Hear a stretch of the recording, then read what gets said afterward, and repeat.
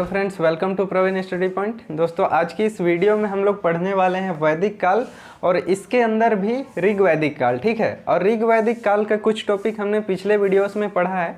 अगर आपने वो वीडियोस नहीं देखा तो मेरा रिक्वेस्ट है कि आप वो वीडियो पहले देखें, उसके बाद अगर आप ये वीडियो देखते हैं तो आपकी समझ थोड़ी ज़्यादा बेहतर होगी। ठीक है, फिर भी हम शुरू करते हैं इसका सामाजिक वर्गीकरण वाला टॉपिक। ठीक है, इस वैदिक काल के ऋग्वैदिक कालखंड में इस समाज में कौन कौन सी ऐसी चीज़ें थी जिससे हमें यहाँ की असमानताओं के बारे में पता चलता है। ठीक है, और किस प्रकार की असमानता यहाँ पे मौजूद थी। ठीक है, तो यहाँ पे एक वर्ड यूज होता था जिसका नाम है वर्ण। ठीक है, एक वर्ड है वर्ण, उसका अर्थ होता है रंग। ठीक है, अब यहाँ पे दो तरह के रंग के लोग थे। पहला तो गोरे रंग के लोग थे और दूसरा काले रंग के लोग थे। ठीक है, इसीलिए दो तरह के वर्णों का यूज यहाँ पे हुआ है। एक को कहा गया है गौर वर्ण और दूसरे को कहा गया है काले वर्ण। ठीक है, जो गोरे रंग के थे वे यहाँ के आर्य लोग थे। ठीक है, और जो काले रंग के थे वे यहाँ के मूल निवासी थे, मतलब जो यहाँ पहले से रह रहे थे। ठीक है, और जब सामाजिक यहाँ पे वर्गीकरण हुआ, मतलब यहाँ पे असमानताएं थी, भले ही उतनी अधिक नहीं थी, लेकिन थी असमानताएं।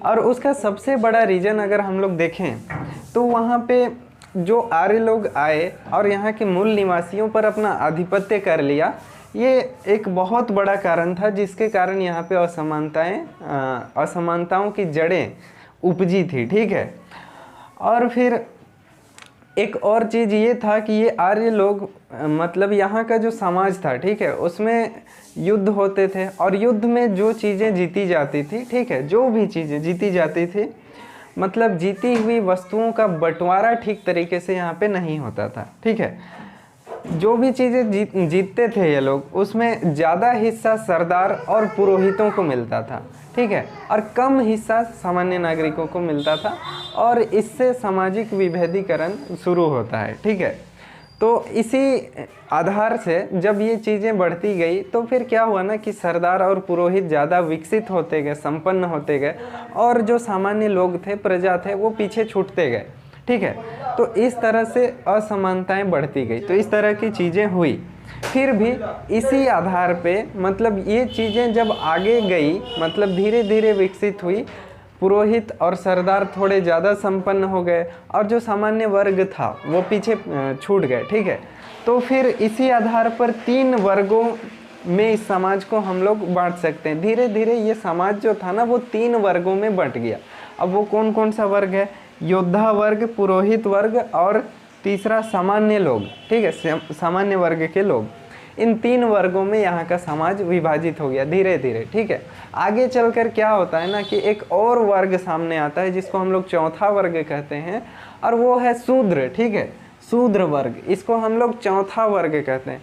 और इसको मैंने बाद में आया इसलिए कहा क्योंकि इसका उल्लेख हम लोगों को ऋग्वेद के 10वें मंडल में मिलता है। ठीक है, ऋग्वेद के 10वें मंडल में हम लोग को शूद्र का उल्लेख मिलता है, जो कि ऋग्वेद का सबसे बाद वाला भाग है। ठीक है, मतलब इसको सबसे लास्ट में जोड़ा गया, इस तरह की चीज़ें हैं।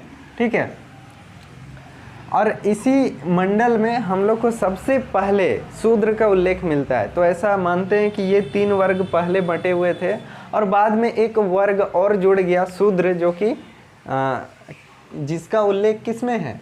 ऋग्वेद के 10वें मंडल में। ठीक है, तो इस तरह की चीज़ें थी। यहाँ पे जो दान दक्षिणा दिया जाता था पुरोहितों को, तो पुरोहितों को जब दान दक्षिणा दिया जाता था तो उसमें वस्तुएं तो दी ही जाती थी, लेकिन भूमि देने का साक्ष्य यहाँ पे हम लोग को नहीं मिलता है। ठीक है, उसका कारण है कि यहाँ के जो राजा थे वो राज्य क्षेत्र पे उनका आधिपत्य नहीं था, केवल वे जन के प्रमुख होते थे। तो इस तरह की चीज़ें थी। ठीक है, फिर भी जब वे पुरोहितों को दान देते थे या फिर पुरोहितों को दक्षिणा देने की बात जब भी आती है तो दास दासियों को दान दिया जाता है। ठीक है, पुरोहितों को दास दासियाँ दी जाती थी। ठीक है, मुख्य रूप से दासियाँ दी जाती थी क्योंकि वो उनके घरेलू कार्यों को करने में सहायता करती थी। ठीक है, मदद करती थी।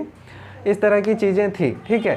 दान देने के उतने ज़्यादा साक्ष्य हमें नहीं मिलते हैं, और ऐसे मजदूरों के हम लोग को साक्ष्य कहीं नहीं मिले हैं ज़्यादातर यहाँ पे कि जिनको पैसा दिया जाए और उनसे काम लिया जाए, ठीक है।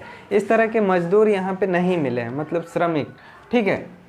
अब और क्या था यहाँ पे, तो अगर हम लोग देखें तो यहाँ पे व्यवसाय के आधार पर विभेदीकरण यहीं शुरू हो गया था। मतलब ऋग्वेद काल जब ख़त्म नहीं हुआ था, मतलब क्या 1500 BC से लेकर 1000 BC के आसपास ही, मतलब इसके लास्ट में क्या हुआ ना कि व्यापार के आधार पर विभेदीकरण शुरू हो गया था। मतलब असमानताएं शुरू हो गई थी कि आर्थिक स्तर पर, ठीक है।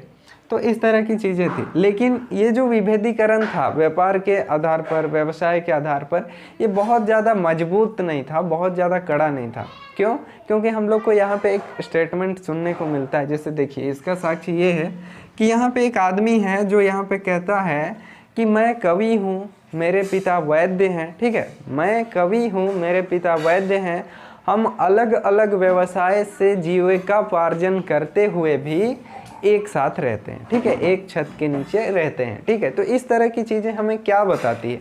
इस तरह की चीज़ें हमें बताती है कि विभेदीकरण था लेकिन उतना ज़्यादा कड़ा नहीं था, ठीक है।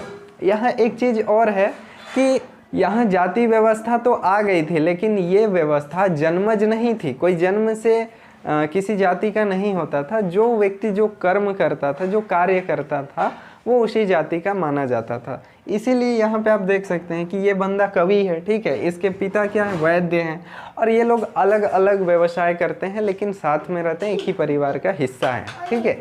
इस तरह की चीज़ें हैं।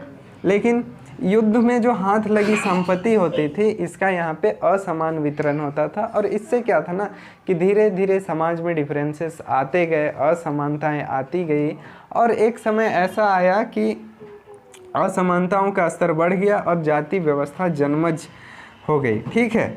मुख्य रूप से यहाँ का आर्थिक आधार जो था वो कृषि नहीं था, वो पशुचारण था, ठीक है। यहाँ के लोग पशु पालते थे, और इसी वजह से क्या था कि यहाँ के जो राजा होते थे, यहाँ के जो शासक होते थे, वे कर वसूल नहीं कर पाते थे, ठीक है। राजस्व वसूली नहीं कर पाते थे और इसकी कोई गुंजाइश भी नहीं थी, ठीक है। तो इस तरह की चीज़ें थी, ठीक है। दान दक्षिणा के साक्ष्य हमें मिलते हैं लेकिन भूमि दान के साक्ष्य नहीं मिलते हैं। तो इन सारी चीज़ों से हमको जो पता चलता है वो यहाँ का जो समाज था ना, वो एक तरह से कबायली समाज ही था, और इसमें बहुत ज़्यादा चेंजेस नहीं आए थे, ठीक है। तो अब हम लोग थोड़ा राजनीतिक जीवन भी देख लेते हैं। ऋग्वैदिक काल का राजनीतिक जीवन कैसा था, ठीक है, राज व्यवस्था कैसी थी, ठीक है।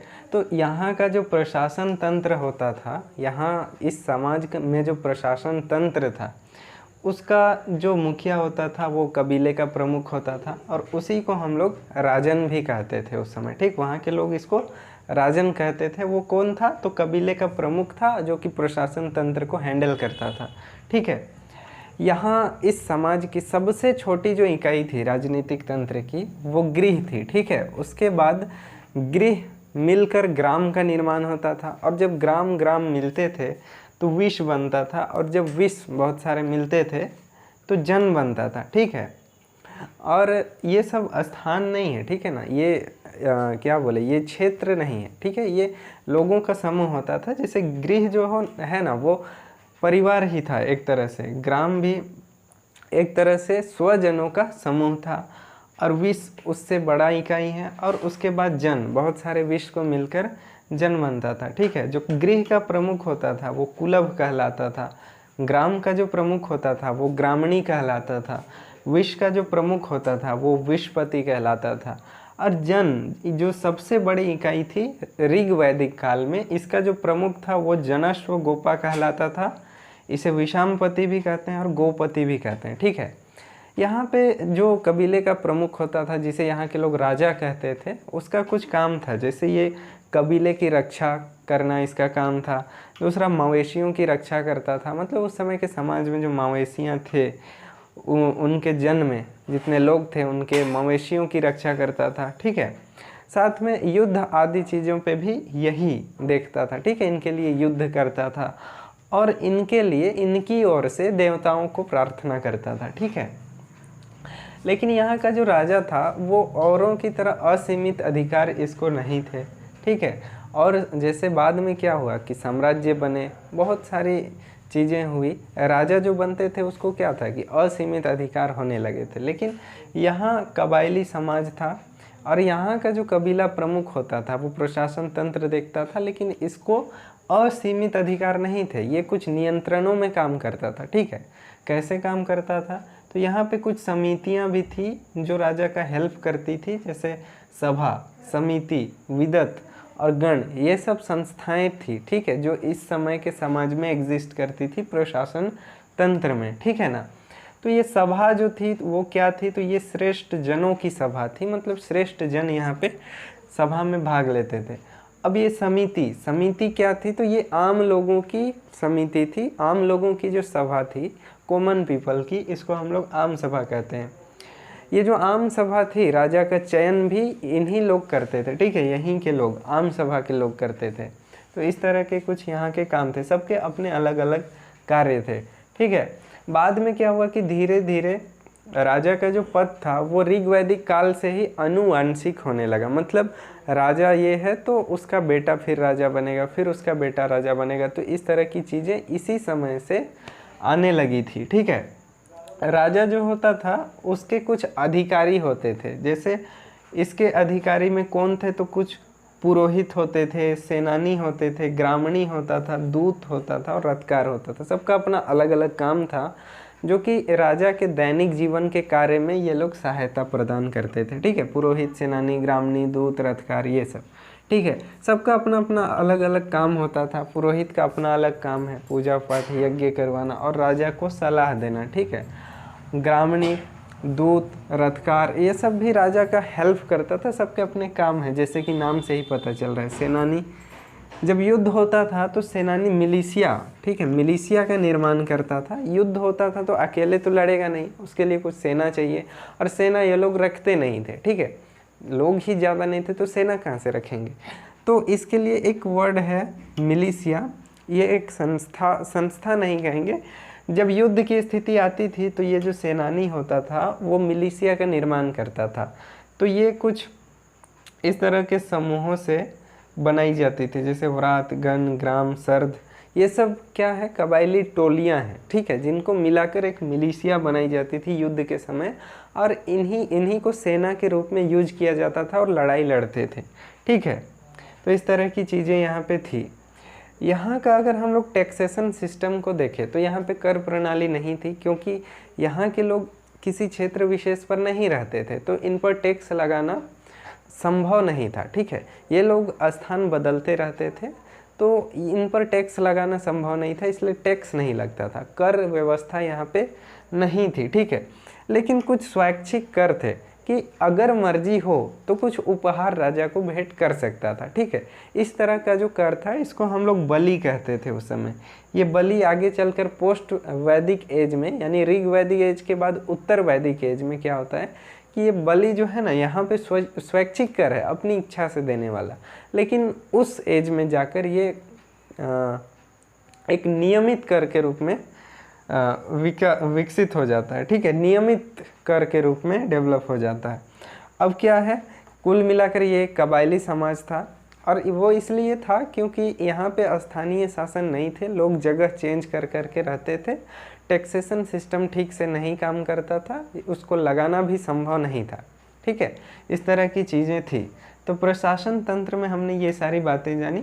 लगभग राजनीतिक जीवन में यही पूरा स्ट्रक्चर रहा ऋग्वैदिक काल का, आगे जाकर चीज़ें बदल जाती हैं, ठीक है। तो दोस्तों अब थोड़ा हम लोग जान लेते हैं ऋग्वैदिक देवताओं के बारे में, ठीक है।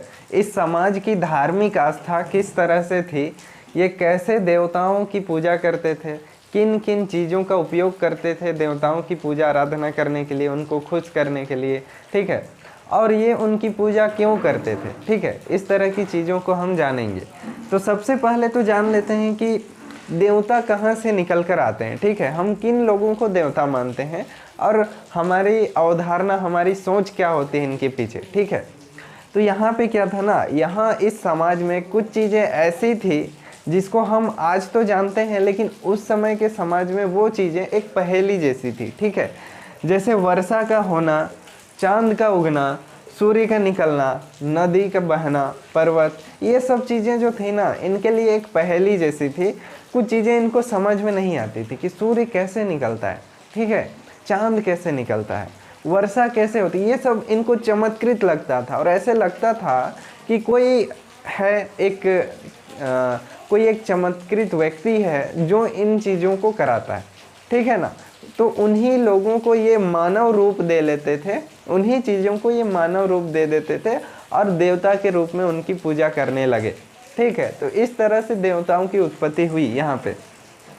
तो इस समाज में जो भी ऐसी चीज़ें थी जो इनको एक पहेली के रूप में लगती थी, समझ में नहीं आती थी, लेकिन उनका इनके दैनिक जीवन में उपयोग होता था हर तरीके से, ठीक है।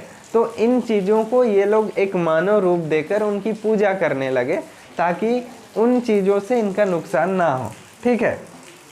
तो जैसे वर्षा का होना, चांद का उगना, सूर्य का उगना, नदी, पर्वत, इन्होंने सारी चीज़ों को, प्रकृति की इन सभी चीज़ों को एक देवता के रूप में देखना शुरू किया, ठीक है।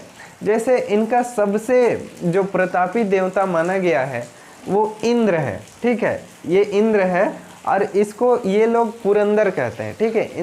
इंद्र देवता जो थे उनको ये लोग पुरंदर कहते हैं और इसका अर्थ होता है दुर्गों को तोड़ने वाला, ठीक है, जो कि इनके युद्ध नेता के रूप में यहाँ पे दिखाई पड़ता है, ठीक है। दुर्गों को तोड़ने वाला के नाम से इंद्र को जाना जाता है और इसका ऋग्वेद में 250 सूक्त है इनके बारे में, ठीक है। इसका जो दूसरा महत्वपूर्ण देवता था, ठीक है, इनका दूसरा महत्वपूर्ण देवता जो थे वो अग्निदेव थे, ठीक है, अग्निदेव थे और उनके ऊपर 200 सूक्त है ऋग्वेद में, ठीक है। ये अग्नि देवता ईरान में भी इनकी पूजा की जाती थी, ठीक है, यहाँ के साथ साथ ईरान में भी इसकी पूजा की जाती थी अग्नि देवता की। और ऐसा माना जाता है कि उस समय ये जो अग्नि देवता थे वो मध्यस्थ का काम करते थे। मध्यस्थ का काम करने का मतलब ये है ना कि जब पृथ्वी लोक के लोग पूजा कर रहे हैं तो यज्ञ में आहुतियाँ देते थे, ठीक है। और ये लोग ऐसा मानते थे कि अग्नि में आहुतियाँ देने से ये जो आहुतियाँ हैं वो धुआं बन के ऊपर चली जाती है और ऊपर जो देवता बैठे हुए हैं उनको ये सारी चीज़ें रिसीव हो जाती है, ठीक है। तो इस तरह की मान्यता थी और अग्निदेव को ये लोग मध्यस्थता का काम करने वाला मानते थे, ठीक है। अगला इसका जो इनके समाज का जो थर्ड महत्वपूर्ण देवता है वो है वरुण, ठीक है। अब इस वरुण को जल या समुद्र का देवता माना गया है और इसे कहा जाता है कि ऋतु और प्राकृतिक संतुलन बनाए रखने वाले देवता थे, ठीक है। वरुण के बारे में ये कहा गया है और ऐसी मान्यता थी उस समय कि जगत में जितनी भी सारी घटनाएं होती है वो सब इन्हीं के मर्जी से होता है, ठीक है। इन्हीं के इच्छा के परिणाम स्वरूप ये सारी चीज़ें होती है, जितनी भी घटनाएं घटती है, ठीक है। हम लोग कहते हैं ना, ये डायलॉग बहुत फेमस है कि ईश्वर की मर्जी के बिना एक पत्ता भी नहीं हिलता, ठीक है। तो ये क्या है, क्या बताता है कि ईश्वर की मर्जी सभी चीज़ों में निहित होती है, ठीक है।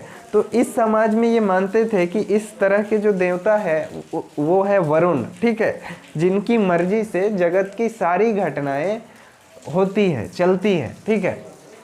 अगला इनका एक देवता है सोमदेव, ठीक है, सोम देवता। इनको ये लोग वनस्पतियों और वनस्पतियों का देवता मानते थे, वनस्पतियों का अधिपति मानते थे, ठीक है। और इन्हीं के नाम से एक वृक्ष है या फिर एक पौधा है जिससे एक रस निकाला जाता था जिसको सोम रस कहा जाता है। अब वो किस पौधा से निकाला जाता था वो अभी भी पूरी तरह से क्लियर नहीं है, लेकिन ऐसा माना जाता है कि ये मादक रस सोम रस है, ठीक है, सोम के द्वारा दिया हुआ रस है, इसको सोम रस कहा जाता है। मादक रस का मतलब एक तरह से मादकता लाने वाला रस है, यानी नशा वाला रस है, ठीक है, इसको मादक रस कहते हैं। मारुत एक देवता और थे, मारुत, इसको आंधियों का देवता कहा गया है। मतलब हवा जो चलती है ना, हवा, ये भी उनके लिए एक अद्भुत चीज़ थी, इनको भी समझना उनसे परे था, ठीक है। अब उनसे परे था तो इनको भी वे एक देवता के रूप में मानते हैं और इसको आंधियों के देवता कहते हैं, मारुत को, ठीक है। अब इन देवताओं में कुछ देवियां भी थी, जैसे प्रभात का प्रतिरूप थी कुछ देवियां, जैसे अदिति, उषा, ये सब प्रभात की प्रतिरूप थी, मतलब सुबह सुबह जो होती है ना, उषा काल, ठीक है। ये भी तो एक उनके लिए अद्भुत ही था। जो भी चीज़ें इनके लिए अद्भुत थी उनको ये लोग देवता का रूप मानते थे, ठीक है, और एक उसको मानव स्वरूप दे दिया इन्होंने। अब ये लोग इनकी पूजा कैसे करते थे, इनकी आराधना कैसे करते थे, तो ये लोग यज्ञ करते थे उनके लिए। और ये लोग मुक्ति के लिए यज्ञ नहीं करते थे, उस समय इनका जो मोटिव था वो दूसरा था। ये लोग संतानोत्पत्ति के लिए यज्ञ करते थे, ठीक है, धन धान्य के लिए यज्ञ करते थे, आरोग्य के लिए, मतलब रोग मुक्त रह सके इसलिए यज्ञ करते थे। तो इस तरह की चीज़ें थी। मुक्ति का कॉन्सेप्ट उस समय नहीं आया था कि हम पूजा पाठ करके इस संसार से मुक्ति प्राप्त हो जाए, इस तरह की चीज़ों का कॉन्सेप्ट उस समय नहीं था, ठीक है। लेकिन उस समय के यज्ञों में आहुतियाँ तो दी ही जाती थी, और आहुतियाँ दी जाती थी तो उस समय साग की आहुतियाँ दी जाती थी, जौ या फिर कुछ अनाज की आहुतियाँ दी जाती थी, इस तरह की चीज़ें थी। और जब उस समय आहुतियाँ दी जाती थी तो वहाँ पे मंत्रोच्चार नहीं होता था, जो उत्तर वैदिक काल में, पोस्ट वैदिक एज में आगे जाकर होती है, मंत्रोच्चार करके नहीं किया जाता था। यहाँ जो पूजा पाठ होता था वो स्तुति पाठ पर जोर दिया जाता था, स्तुति पाठ किया जाता था, ठीक है। हर कबीले के अलग अलग देवता होते थे, और ऐसा माना जाता है कि कबीले के सारे लोग एक साथ स्तुति पाठ एक स्वर में करते थे, ठीक है। लेकिन जब आहुतियाँ दी जाती थी तो मंत्र उच्चार करना यहाँ पे ज़रूरी नहीं था, ठीक है। और यहाँ पे शब्दों में या फिर मंत्रों में कोई जादुई, ठीक है, जादुई शब्द का यहाँ पे उतना प्रचलन नहीं था जितना कि उत्तर वैदिक काल में होता है, ठीक है। मतलब किसी भी शब्द में या फिर किसी भी मंत्र में कोई जादुई असर जो होता है ना, वो उत्तर वैदिक काल के साक्ष्यों में हम लोग को देखने मिलता है। यहाँ ऋग वैदिक काल में उस तरह के साक्ष्य हमें नहीं मिलते हैं कि ये लोग ऐसा मानते हों कि कोई शब्द में या फिर मंत्र में जादुई असर होता है, ये लोग ऐसा नहीं मानते थे, ठीक है। तो इस तरह की चीज़ें यहाँ पर थी। अगर हम इसके ऋग वैदिक देवताओं की बात करें या इनके धार्मिक विश्वासों की बात करें तो, ठीक है, ये लोग इनकी पूजा क्यों करते थे, इन सारे देवताओं की, ताकि सारी चीज़ें संतुलन में चलती रहे, ठीक है, और हमें बहुत ज़्यादा परेशानियों का सामना न करना पड़े, मतलब यहाँ के समाज के लोगों को। तो इस तरह की चीज़ें थी, ठीक है। हमने इसका 3 पार्ट देखा, मतलब इस ऋग वैदिक काल में हमने 3 वीडियोस बनाए। फर्स्ट पार्ट में मैंने इसके मूल निवास स्थान को डिस्कस किया कि ये लोग कहाँ से आए थे, किस तरह से यहाँ के लोगों से इनका संघर्ष हुआ और यहाँ पे बस गए, ठीक है, किन पर इनका आधिपत्य हुआ, किन से युद्ध हुआ, ये सारी चीज़ें हमने फर्स्ट पार्ट में डिस्कस की थी।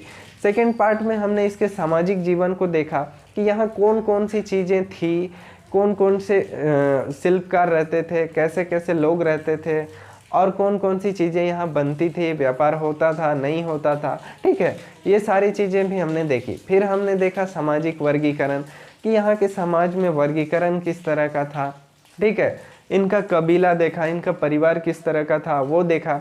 उसके बाद हमने अंततः राजनीतिक जीवन देखा कि छोटी इकाई कौन सी थी, उसके बाद कौन सी बनी, उसके बाद कौन सी बनी, और अंततः जो यहाँ की सबसे बड़ी इकाई थी वो जन थी, ठीक है, जिसमें वो भी बहुत बड़ा जन नहीं था। कहीं पे हम लोग को एक ऐसा देखने को मिलता है कि 21 लोगों का भी जन है, ठीक है, 100 से ज़्यादा जन में संख्या नहीं होती थी, ठीक है। तो इस तरह से हमने राजनीतिक जीवन भी इसका देखा, और उसके बाद हम अंततः देखें कि इसका धार्मिक विश्वास किस तरह का था और यहाँ के देवता कौन कौन से थे, ठीक है।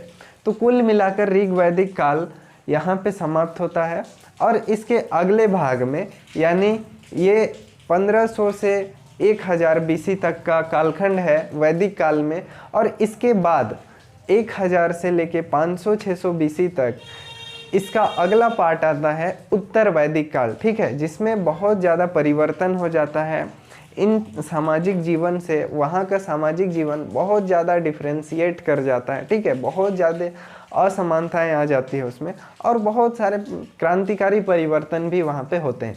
हम आगे की वीडियोस में ये सारी चीज़ों को देखेंगे, डिस्कस करेंगे, और एनसीईआरटी के सारे फैक्ट्स पर बात करेंगे, ठीक है।